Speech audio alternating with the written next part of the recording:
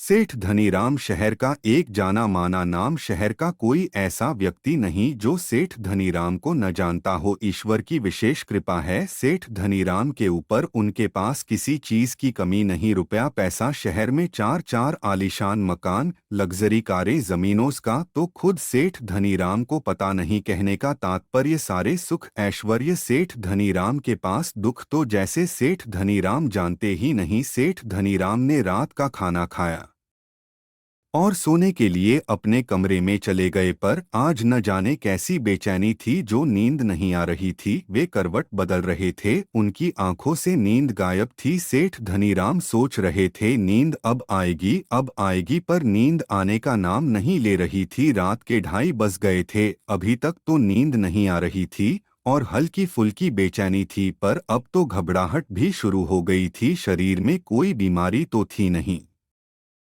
फिर अचानक ऐसा क्या हो रहा है, कहीं कोई परेशानी तो नहीं।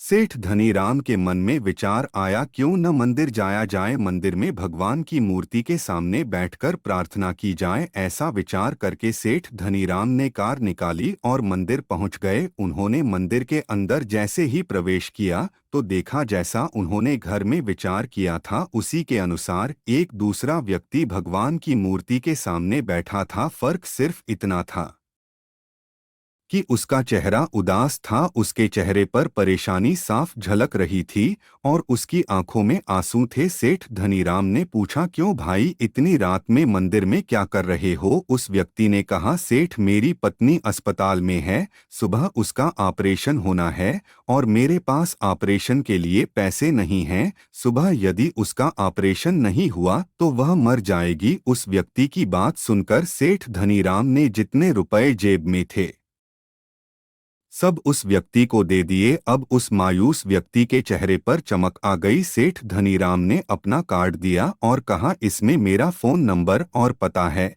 अगर और रुपयों की जरूरत पड़े या किसी भी चीज की जरूरत हो तो मुझे निसंकोच बताना। उस व्यक्ति ने सेठ धनीराम को कार्ड वापस कर दिया और कहा, मेरे पास उसका पता है, मुझे इस पते की जरूरत नहीं। सेठ धनीराम ने आश्चर्यचकित होते हुए कहा, किसका पता भाई?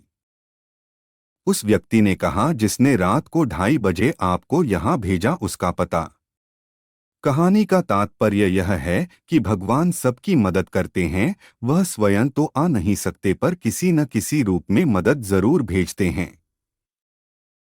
अगर आपको यह कहानी पसंद आई हो तो मेरे इस चैनल को लाइक सब्सक्राइब जरूर करें और बेल आइकन को दबाएं ताकि इस प्रकार की और भी नई नई वीडियोस का नोटिफिकेशन आपको मिल सके। आप कमेंट के द्वारा अपना सुझाव भी दे सकते हैं।